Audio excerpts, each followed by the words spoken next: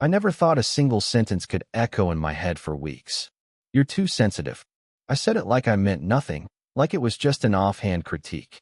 But the way she tilted her head at me that afternoon, in the dusty corner of the bookstore where I worked, made me realize I had just underlined a truth I didn't fully understand. She moved among the shelves with this kind of fluid confidence that made the air feel smaller, like the room had shrunk around her. Her dark hair caught the light from the dusty skylight, and her eyes, sharp and calculating one moment, soft and curious the next, kept darting to me. I tried to focus on straightening the stacks of returned books, but every time she spoke, her voice had this pull, warm, deliberate, never overbearing, that made me feel like I was intruding in my own life. That day, she had come in looking for a first edition of something I hadn't even heard of, and I'd been assigned to help her. I remember thinking, don't mess this up. And of course I did. I handed her the wrong volume first, fumbling with my words like a fool. She didn't laugh. She didn't scold. She just looked at me, waited, and when I finally admitted my mistake, she handed me the right book with a soft sigh. Her fingers brushed mine, just for a second, as though it had been accidental, but I don't think it was. "You always notice the little things," she said quietly, almost to herself. Her tone wasn't mocking, not teasing, just observant. And I froze, because I realized she was talking about me. Me. I tried to speak, but my voice cracked, and I swallowed, hoping the raspiness wouldn't betray how much I noticed her too. The tilt of her shoulder, the way her lips quirked just slightly when she paused, the way she leaned against the counter with one hip, like she owned the air around her without demanding it. She studied the book in her hands, flipping through the fragile pages, and then glanced up at me. Her eyes caught mine, held them, and I could feel the tension, or maybe it was something like recognition, stretch across the space between us. A long, almost too long silence. My stomach twisted in a way that had nothing to do with the volume I was holding. Then she smiled. Not a wide, easy smile. Not a smile that said, "You're fine," but a quiet, small acknowledgement that made my chest tighten. It lasted only a beat, but the air around me still felt heavier after it passed. I wanted to say something clever. Something that would erase the awkward, fumbling version of me standing in the aisle. But my mouth stayed dry, and my words fled. Instead, I watched her tuck the book under her arm and walk toward the door, glancing back just once. And in that single glance, she carried something I couldn't define, a challenge, maybe, or a promise. Or maybe just the way she saw me, and I couldn't stop thinking about it. Even now, weeks later, I replay that pause over and over, wishing I could feel it again, wishing I hadn't been too sensitive to notice her in the first place. I called her too many things that day. Careful, sharp, intimidating, but I never called her what she was, magnetic. And I still don't know if she knows how much of me stayed behind in that aisle, with the quiet hum of fluorescent lights and the faint scent of old paper. I didn't expect to see her again so soon. Yet there she was, leaning against the counter as if she belonged there, holding a stack of receipts like they weighed as much as the world. "I hate paperwork," she muttered, brushing a strand of hair behind her ear. Her eyes flicked to me, sharp, wary, like she was measuring how much I noticed. I stepped closer, careful not to intrude, and offered a quiet, "Do you want some help?" She hesitated, her hand tightening slightly around the papers. There was a pause so small it could have been a breath, but I noticed it, the way her shoulders shifted as though weighing whether to accept the offer. I felt my own pulse slow, trying not to betray how much her hesitation drew me in. "Fine," she said finally, with a tone that was more concession than agreement. She didn't smile. Not yet, but the corner of her mouth twitched as if she might. We sat across from each other at the small back table, and I watched her hands move over the receipts with precise, almost delicate motions. Her fingers were long and steady, but I caught the faint tremor when she reached for a stapler. Small, human, and I realized how tired she looked. The dark circles under her eyes, the slight slump of her shoulders, the way her scarf slid off one shoulder unnoticed. I tried to focus on the task, but my gaze kept returning to her. I noticed the quiet rhythm of her breathing, the way her laugh, when it came, was a little too brief, a little too soft, as though she was saving it. And when she muttered, almost to herself, "I shouldn't even be doing this," it wasn't complaint. It was something else. Vulnerability. Admission. A crack in the wall she carried so well. I caught myself leaning slightly closer, pretending to reach for a paper, wanting the excuse to brush her hand, to be nearer, without crossing any line she hadn't drawn yet. Then, for a brief moment, she looked up, directly at me, and our eyes locked. There was a quiet intensity in her glance, not accusation, not invitation, but something charged and unspoken. The air between us thickened, a tension that neither of us named, yet both felt. She cleared her throat and smiled. Just a hint, not for me, maybe not even at me, but it was enough. Enough to make my stomach twist, enough to make me acutely aware of how close we were, how careful I was being not to make a misstep, how every small gesture mattered. And in that instant, when our hands brushed over a receipt, accidental, or maybe not, I felt a gentle pull I couldn't explain. It was a quiet charge, a whispered warning. Be careful, but don't look away. She looked back down at the papers, and I stayed frozen in the moment a second too long, my mind replaying the brush of her fingers and the tiny twitch of her smile. I didn't say anything. I didn't need to. Somehow, the silence spoke for both of us, lingering after her voice had gone, leaving me with the impossible weight of noticing her entirely, and wanting more, even though I knew I shouldn't. The rain had started softly, tapping the windows in irregular rhythms, but by the time she and I found ourselves alone in the cramped office, it was a steady downpour. The room smelled faintly of coffee and paper, and the soft hum of the heater made it feel like we were the only two people in the world. She sat across from me, knees tucked under the chair, shoulders slightly hunched, flipping through a file as if it demanded more attention than I did. I caught her glance once, brief, searching, almost hesitant, and felt that familiar tug in my chest, the one that made my palms sweat even when I was trying not to notice. "I never told anyone this," she murmured, almost distracted, "but I used to read these in my father's study when I was a kid." Her fingers lingered over the paper, tracing words I didn't understand but felt like they mattered. I nodded, careful not to speak too quickly, not to break the fragile intimacy that had settled between us. The air shifted when the phone rang, her phone vibrating on the table.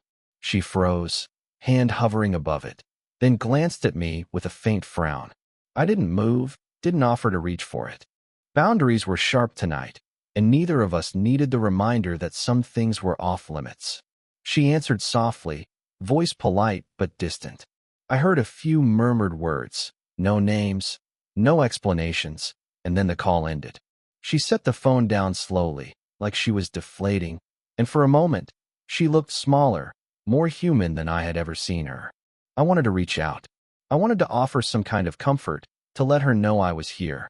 But I stayed rooted to my chair, gripping the edge of the desk like an anchor, reminding myself that whatever this was, whatever pull I felt, had limits.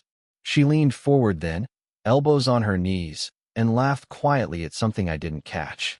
The sound was soft, intimate, and it made the ache in my chest deepen. Our eyes met again, lingering longer than usual, and for a heartbeat, it felt like the storm outside wasn't real, like the world had narrowed to just this room, just this moment. Her hand brushed mine as she reached for a pen. Again, a fleeting, innocent touch, but it sparked something I couldn't name, something both thrilling and dangerous. My heart jumped. I wanted to hold it there, to let the brush linger, but I didn't.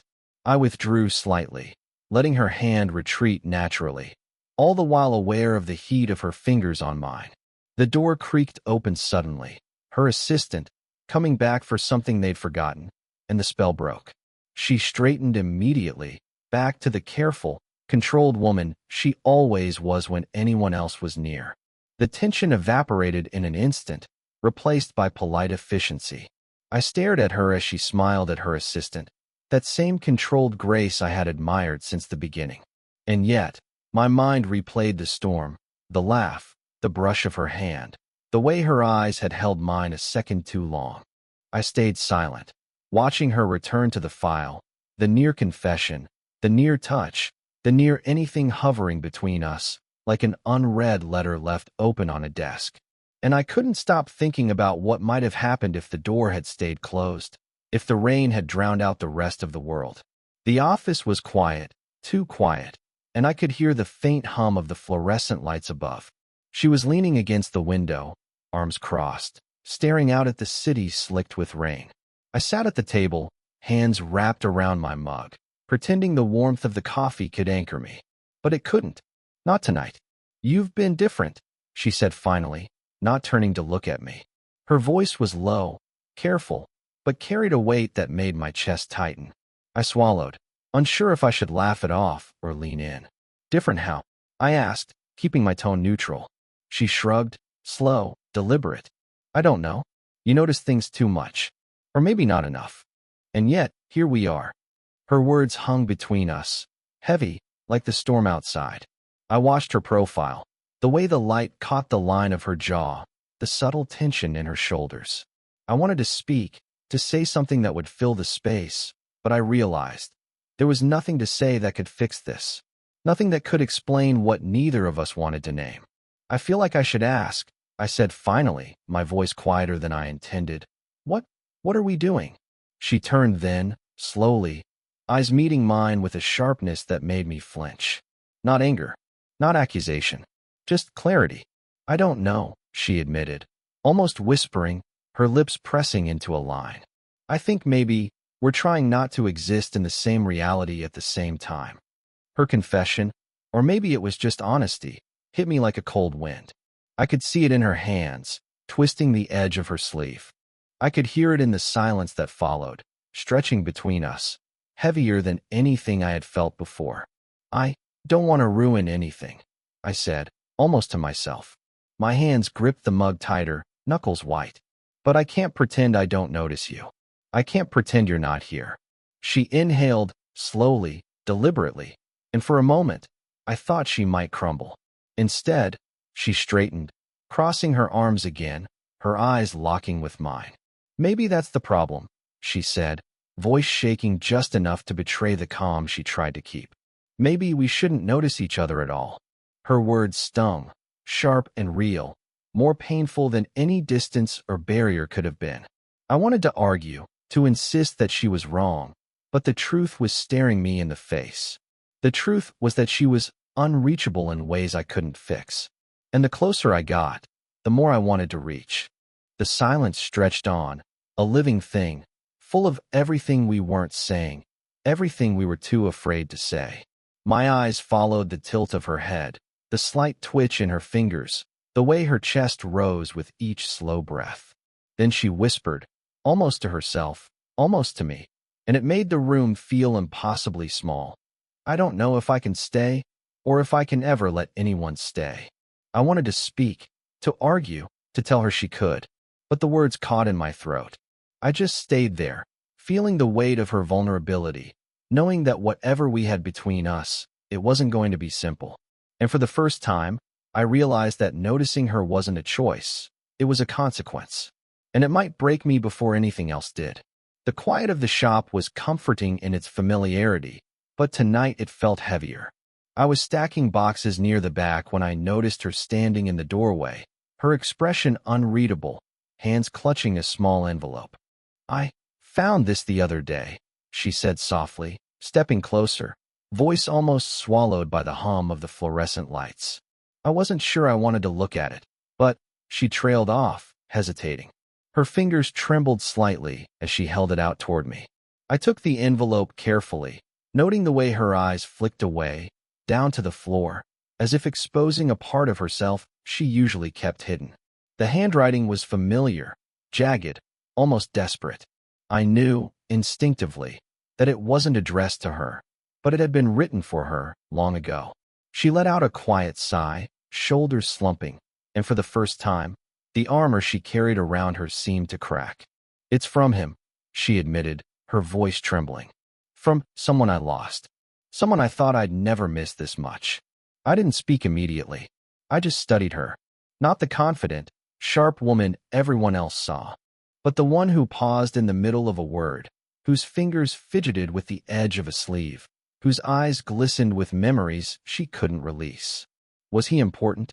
I asked finally, trying to keep my tone light, though my chest tightened in a way I couldn't explain. Her laugh was bitter, small, more a shudder than sound. Important? She repeated, almost to herself. You have no idea. She ran a hand over her face, brushing her hair back, but it didn't hide the tremor in her fingers, the flicker of pain in her eyes. I realized then that the confidence, the control, the subtle charm I'd been drawn to, it had always carried a shadow. A memory she carried, tucked away, only sometimes letting anyone glimpse it. I wanted to say something comforting, but words felt too clumsy. Instead, I reached for the envelope, careful, deliberate, and she didn't stop me. We opened it together, side by side, and the paper crackled under our fingers. There were words there, lines of longing and regret that weren't hers, yet they felt like part of her story too. She inhaled sharply, voice barely a whisper. I never showed anyone this, not even myself. I watched her, the soft exhale of breath, the slight quiver of her lips, and my chest tightened again. I wanted to bridge the space between us, to say, you don't have to carry it alone. But I didn't. Not yet. Instead, we just sat there, side by side, reading the faded words together, sharing a silence that felt heavier than any confession. And in that silence, I felt something shift, not between us, not yet in the way I wanted, but in her. The walls around her trembled just enough for me to see that she was human, fragile, and real in ways I hadn't fully grasped. Finally, she folded the letter carefully, sliding it back into the envelope. Her hand brushed mine, again, almost by accident, but this time, it lingered just a second longer. I didn't pull away. I haven't felt that in years, she whispered, eyes fixed on the envelope, voice so quiet I barely heard it. And it's terrifying, because I'm not sure I want to stop feeling it now. I just nodded, letting the moment hang between us, full of unspoken weight. I couldn't move, couldn't speak, because somehow, in that fragile, trembling confession, the world had tilted just a little, and I could feel it. The cafe was nearly empty, just the soft clatter of spoons and the low hum of conversation drifting around us. We sat across from each other at the corner table, the late afternoon sunlight casting long, golden stripes across the worn wood. Neither of us spoke for a long time, no need to. The quiet between us had weight, the kind of silence that held more meaning than words ever could. She stirred her coffee slowly, watching the spoon circle in the mug, eyes fixed somewhere beyond the window. I noticed the way her hands moved, steady, precise, but how her fingers twitched occasionally, betraying the thoughts she wasn't voicing. I wanted to reach out, but I waited, letting her space stay hers. You know, she said finally, voice soft, almost hesitant, I didn't think I'd ever feel like this again. She didn't look at me. She didn't need to. I understood. I didn't ask her to clarify. I shifted slightly in my chair, and our knees brushed under the table. A simple touch, fleeting, almost accidental, but it was enough to make my chest tighten. She didn't pull away, either. That was the moment I realized the truth we'd been circling. It wasn't about rushing or grand gestures. It was about presence, recognition, understanding. We didn't speak for another long minute. I watched her take a small sip of coffee, her eyes closing briefly as if tasting something more than the drink. I wanted to tell her everything, to spill the words that had been tumbling in my chest for months, but the moment didn't require them. Presence was enough. Slowly, I reached out, placing my hand over hers. Her fingers didn't flinch. Instead, they curved slightly around mine, tentative, questioning, warm. The simple contact felt seismic after everything. The pauses, the near confessions, the letters, the rain, the unspoken tensions that had built between us. She looked up then, meeting my gaze, a faint smile tugging at the corners of her lips. Not a smile that demanded anything, not a smile that promised perfection, but a quiet acknowledgement that whatever this was, we had earned it together, carefully, slowly. I leaned back slightly, not to create distance, but to share it, space that allowed us to exist side by side, without forcing the moment into words. She exhaled, softly, a breath I felt in my chest as much as I heard it. The sun dipped lower, painting the cafe in deep gold and shadows. We stayed like that, hand in hand, knees brushing, eyes occasionally meeting and breaking apart, letting the silence speak. No confessions, no declarations, no need. The weight of months, the hesitations, the near misses, the quiet revelations had brought us here. And now, sitting together in that unremarkable cafe corner, the inevitability of our closeness was undeniable. She shifted slightly, resting her forehead briefly against the back of my hand. I didn't move. I didn't speak. I just stayed still, letting the moment fold over us, fragile, unspoken, complete. And in that quiet, gentle touch, everything felt final in the way it should, earned, real, human. It's quiet here now, and I find myself thinking back to that cafe corner, to the stormy office nights, to the small touches that made my chest tighten without warning. Time has passed, of course. Weeks, maybe months, but the memory of her is still vivid, like the imprint of sunlight on the floorboards after the day has moved on. I've changed. I notice the small things now, the subtleties in a glance or a shift in tone. I've learned that some connections can't be rushed, that patience and presence can matter more than any words you try to force into the air. And well, she carries her past with her still, but it's lighter now. She laughs more easily, lets herself rest in moments that used to be impossible, and sometimes I catch her glancing at me in that same way she used to, with a softness that makes my chest ache in the best possible way. We don't need grand gestures, declarations, or perfect timing. We've learned that love doesn't have to scream to be real. It can live in shared silences, in fingertips brushing over a coffee cup, in quiet acknowledgement of presence and care. It's messy, complicated, imperfect, but it's ours. Sometimes I catch myself remembering her confession about the letter, the stormy office, the accidental touches that left my stomach twisting with impossibility.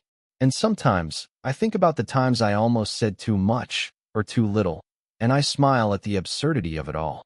Because every misstep, every pause, every hesitant word brought us here, together, in a way that felt inevitable only after the fact. She's not mine in the sense of ownership. I'm not hers in the sense of claim. But we are ours in the quiet, in the careful tending of what's real between us.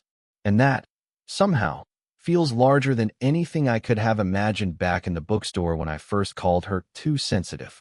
I don't know what the future holds, but I know this. I can't stop noticing her, and she doesn't stop noticing me. And somehow that's enough.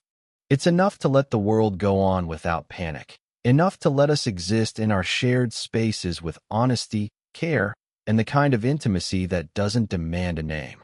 I take a slow breath and let it out, remembering the weight of her hand in mine, the soft pressure of her forehead against my hand, the quiet exhalation that felt like permission to stay.